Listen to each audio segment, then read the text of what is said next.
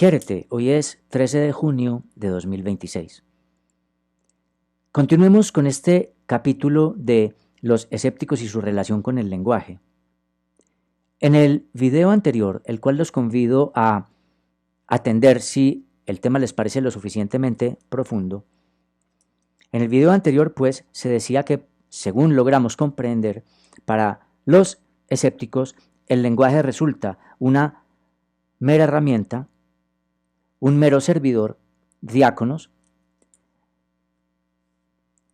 para hacer una mostración, apodixis, del dogmatismo ajeno.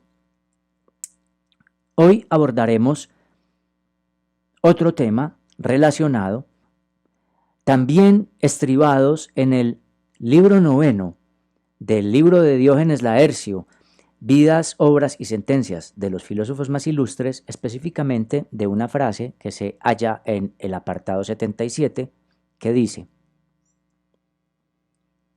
cito, en lengua greca, que miden ginesce katanangin, que di tinanangin ipin. Traduzco, y nada se da por necesidad, y sin embargo es propio hablar de la necesidad o decir a la necesidad. Es bien interesante esta frase porque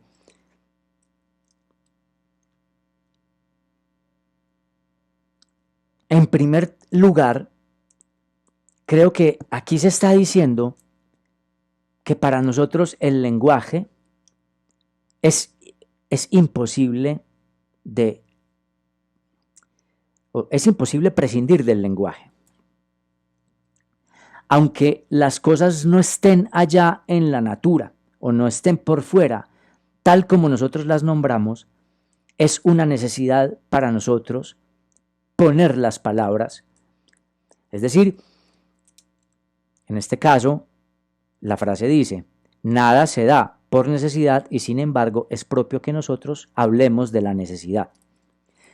El lenguaje, es claro para los escépticos que el lenguaje pone algo a contar de un modo distinto de como la natura es. Ellos no igualan las palabras con los fenómenos de la naturaleza ni con los entes de la naturaleza. No los igualan. Y, en primer término, ellos diferencian lo que hace el lenguaje con las cosas que el lenguaje muestra. Segundo, el lenguaje para nosotros es una necesidad. Cuando hablaba de herramienta en el video pasado, hoy deberé decir que no es una herramienta como de algo que uno pueda liberarse, como ya no necesito el martillo o el lápiz y lo dejo sobre el escritorio o lo guardo, sino que esa herramienta es algo constitutivo nuestro. Ese medio es algo constitutivo nuestro. No podemos dejar de usar el lenguaje, aunque las cosas no sean por fuera de nosotros, como el lenguaje las muestra, no tenemos sino el lenguaje como algo necesario, como algo propio, como di, ahí está utilizado el di. Ese di se traduce por es necesario, es menester, es propio que. Es decir, es propio que hablemos de la necesidad, aunque la necesidad no aparezca como cosa allá afuera. Entonces, los escépticos distinguen el lenguaje de los entes del mundo y saben que el lenguaje es nuestra herramienta. O sea que todo lo que hablé de la herramienta la vez pasada es constitutivo nuestro. No podemos prescindir del lenguaje ni de sus consecuencias. Por otro lado, también podemos inferir, de algún modo, que no podemos dejar de hablar. No podemos callarnos. No solamente no podemos callarnos, bueno, sí podemos callarnos. Ellos se callaban, ellos decían hay que suspender el juicio. Hay que tratar de no hacer valoraciones. Cuando digo que no podemos callarnos es no podemos callar en nosotros las consecuencias del lenguaje, así sea cuando nos quedamos callados y seguimos pensando, seguimos siendo sujetos afectados por eso que somos, por ese logos que moramos y en el que nos constituimos. Así pues, que no solamente es necesario hacer aparecer cosas con los órdenes y con las disposiciones del lenguaje, sino que los escépticos comprenden las consecuencias o los límites del lenguaje mismo. De hecho, Aquí radica todo el tema, se generan ciertas turbaciones, ciertas anomalías por nuestras propias limitaciones. De algún modo, pareciera que los escépticos tienen, como decía en algún video acerca de las objeciones que se les pueden plantear a los escépticos, tienen clarísima la condición humana, tienen clarísima la esquina desde la que el ser humano aparentemente habla y puede hablar, porque no puede hacer otra cosa. Sin embargo, el ser humano busca alguna verdad. Y las verdades que dice hallar no le parecen suficientes al escéptico. El escéptico prefiere no aseverar. No hay un criterio suficiente. Por otro lado, el lenguaje es algo que se le añade a la naturaleza. Primero, distinguen entre lenguaje y demás entes del mundo. Para nosotros el lenguaje es constitutivo y no podemos dejar de utilizarlo, de servirnos de él, porque eso somos, en eso estamos, allí moramos, allí nos constituimos, allí nos estatuimos. Entonces, añadimos algo al mundo, añadimos nuestra condición lingüística. Pero no podemos confundir nuestras limitaciones lingüísticas con que lo que decimos se corresponde exactamente con los entes del mundo, ni, o al menos suficientemente, no se igualan. Y segundo, no podemos confundir nuestros dichos con la verdad absoluta. Además, con el lenguaje añadimos algo, añadimos sintaxis, añadimos valoraciones. El lenguaje es nuestra adición al mundo, a la natura, hace parte de nuestra natura.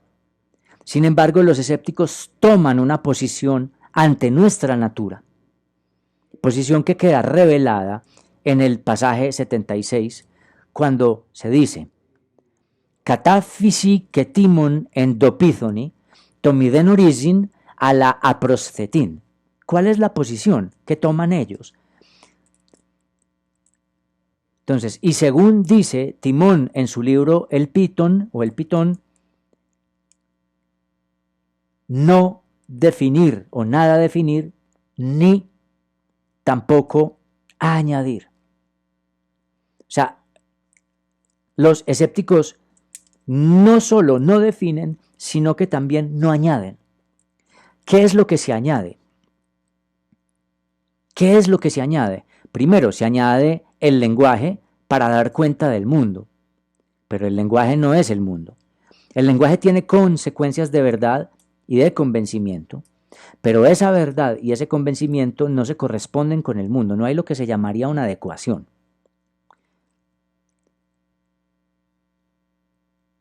Los escépticos no definen, el verbo es orizo, miden origin, nada definir, y tampoco es decir, sino más bien aprostetín. Ellos no hacen próstesis, de donde nos viene la palabra española de la prótesis, lo que uno le añade al cuerpo. Próstesis, que en inglés sigue siendo próstesis, se le añade esa S que en español, bueno, no es que perdió, se toma del verbo protithimi y no del prostithimi, pero significando lo mismo, no me quiero enredar con eso. Se trata de no hacer una próstesis al mundo. ¿En qué sentido próstesis? No podemos dejar de hablar, no podemos dejar de ser lo que somos, pues allí hay una añadidura, pero los escépticos toman una posición ética ante el lenguaje y ante sus condiciones. No definir y sobre todo no añadir. ¿Qué es lo que se añade? Primero, cuando se suspende el juicio, no estar añadiéndole definiciones al mundo que no pueden ser suficientemente válidas y que no pueden ser constatadas como verdad suficiente y universal. Segundo, no añadir las valoraciones propias del lenguaje. Es decir, no solamente el lenguaje, con el lenguaje decimos y hacemos nuestros dogmas o mostramos nuestros convencimientos, sino que además con el lenguaje podemos valorar. Decir que algo nos gusta, no nos gusta, o que esto es de esta manera. Nietzsche llamaría a eso la valoración del mundo. la adjudicación de valores. Hablar es ya un juzgar, hablar es ya añadir, hablar es ya ordinar de un modo distinto. Entonces, ¿qué es lo que no se añade? ¿Qué es lo que los escépticos dicen que no debería añadirse? Pienso yo. Nuestras valoraciones. Uno puede dedicarse a definir, a hacer orismí. El gato tiene 4 patas, tiene una cola, etc. Allí se está haciendo un orismos del gato. Pero ellos dicen, además de eso, no, es renunciar a definir y renunciar a añadir.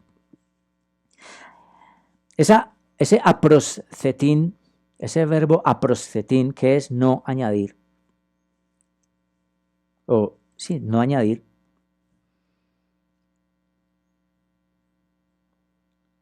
significa además, pienso yo, no añadirle nuestras valoraciones. O sea, aparte de definir cómo es el gato, podemos decir el gato es feo, el gato es necio, el gato es bulloso. Pues sí, es bulloso para nosotros, es necio para nosotros. O sea, no solamente no definas, porque allí ya hay una inadecuación, sino que no lo valores, no adjetives, diríamos en periodismo.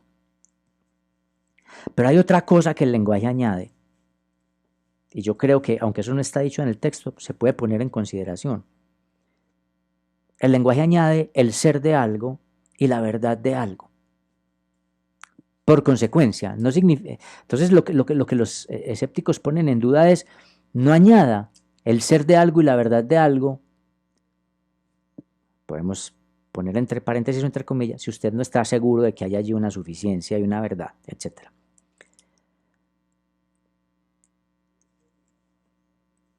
Resumo, porque aquí hay una posición bien interesante. Los escépticos, bueno, primero, el lenguaje es consubstancial, no es una mera herramienta en el sentido de algo que se pueda usar o no usar, como quien dice, hoy no quiero usar el martillo y lo guardo, hoy no quiero usar el lápiz y lo guardo, sino que cuando decía herramienta la vez pasada, quería decir a la vez algo constitutivo. Para nosotros el lenguaje es perentorio, para nosotros el lenguaje es imperativo, para nosotros el lenguaje es indispensable. Somos lo que sea que seamos, eso que el lenguaje hace con nosotros. Habitamos el lenguaje, nos servimos del lenguaje y no nos lo podemos arrancar. Eso tiene unas limitaciones, unas consecuencias, nos da una esquina, nos da un modo, unos tropos de ser, de obrar. Y esos tropos generalmente nos permiten es el dogmatismo, la imprecisión y la inadecuación. Frente al lenguaje inherente, frente al lenguaje íncito, los escépticos postulan una posición ética: no definir y sobre todo no añadir. Ellos distinguen el orismos como el intento de describir algo, el ser de algo, y la próscesis como lo que se añade a ese algo como juicio. El orismos tiende al ser y la próscesis al parecer de quien habla. Y aquí hay una cosa muy interesante. No solamente los escépticos distinguen al lenguaje del resto de la natura y no confunden al lenguaje y sus dichos con los entes y lo afirmado, es decir, no confunden la afirmación con aquello a lo que se remite o a lo afirmado, sino que además ellos entienden que el lenguaje le apunta al ser en el orismos, que es lo que intentaba hacer Aristóteles, por ejemplo, definir el ser de algo, sino que distinguen al orismos de las crisis o los juicios. Los juicios hablan de la posición de verdad del sujeto ante el ser de lo que habla. Y aquí viene una cosa muy interesante, que podríamos, creo yo sé que esto está muy mal explicado porque es que el fragmento de por sí es sucinto, es concreto y enredadísimo. Y estas inferencias que estoy haciendo creo que se pueden hacer de allí, creo, pero son muy complejas. Es que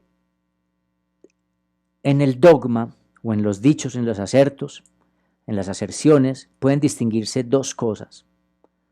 Una, el significado de lo que se dice. Y 2, la posición de convicción de quien habla. Es decir, que lo que se dice, por un lado, puede ser un orismos de algo, una definición del ser de algo, pero además eso implica una posición de quien habla ante ese ser. Estoy convencido de que eso que digo que la cosa es verdadera.